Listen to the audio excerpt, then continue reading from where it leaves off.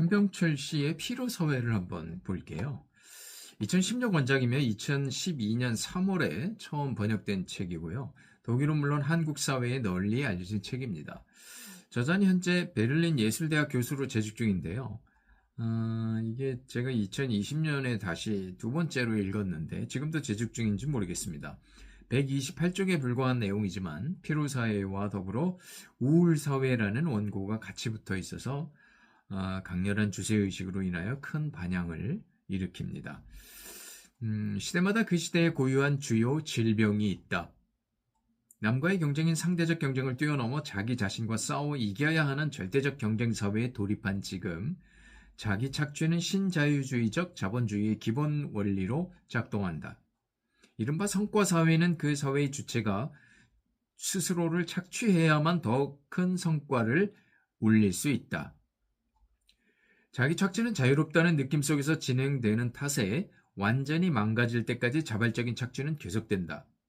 타자에 의한 착취보다 훨씬 효과적이며 능률적인 이유는 자유의 감정 때문이다.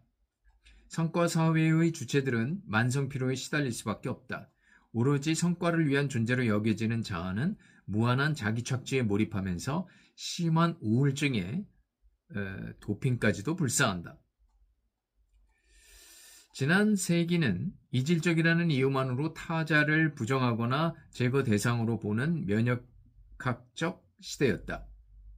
냉전 종식과 함께 새롭게 찾아온 이질성과 타다성의 소멸은 내재성의 테러를 일으키면서 신경성의 폭력을 낳았다.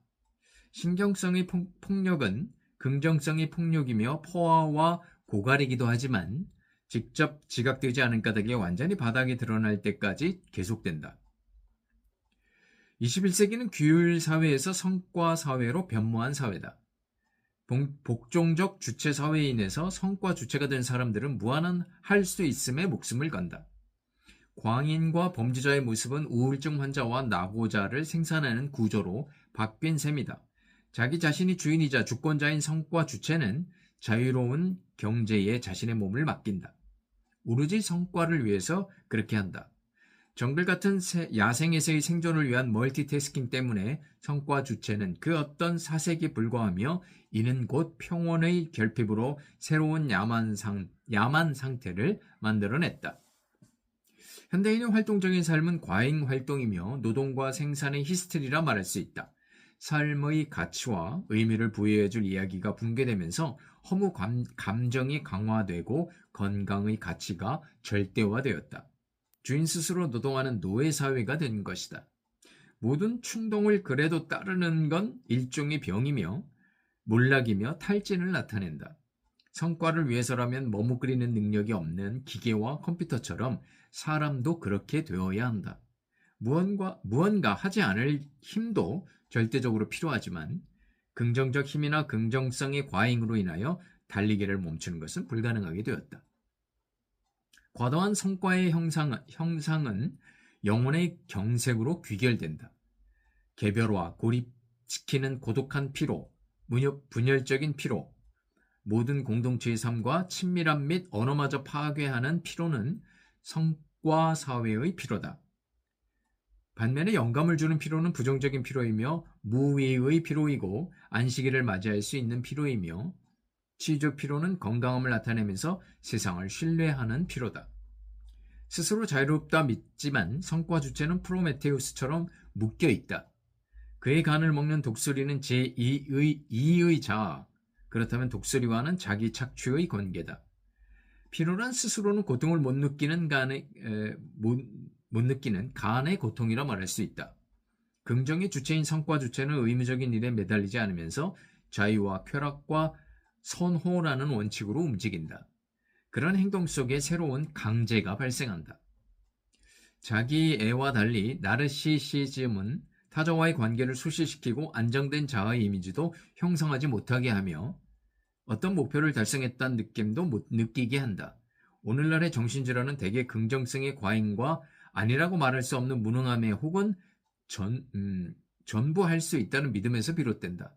대표적인 정신질환의 하나인 우울증은 타자의 원인이 개입되어 있지 않고 과잉의 자기관계가 원인이다. 자신과의 전쟁으로 지쳐서 탈진한 상태와 다름 아니다. 가상화와 디지털화는 타자성과 타자의 저형성 모두를 지워나간다. 저항성이겠죠? 타자성과 타자의 저항성 모두를 지워나간다. 모든 유대 능력도 잃고 아무런 중력도 없는 우울증의 상태, 자발적인 자기 착취의 병리적 결과일 뿐이다. 성과 주체는 자기 착취의 속도를 더욱 높이면서 현실 자아를 온통 자책만 하는 낙오자로 만들어버린다. 이상적 가치의 상실 후에 남은 것은 자아의 전시 가치와 건강 가치뿐이다. 금지, 강제, 규율, 의무, 결핍, 타자에 대한 거부 등의 부정성의 패러다임은 근대까지 서양 사회를 지배해왔다. 하지만 20세기 말부터 능력, 성과, 자기 주도, 과잉, 타자성의 소멸 등의 긍정성의 패러다임은 완전히 자기 착취를 강요하며 피로라는 만성 질환에 걸리게 했다. 개개인의 반성과 자각만이 유일한 대안이라는 씁쓸한 결과물을 두 손에 쥔 채 책장을 덮었습니다. 피로사회.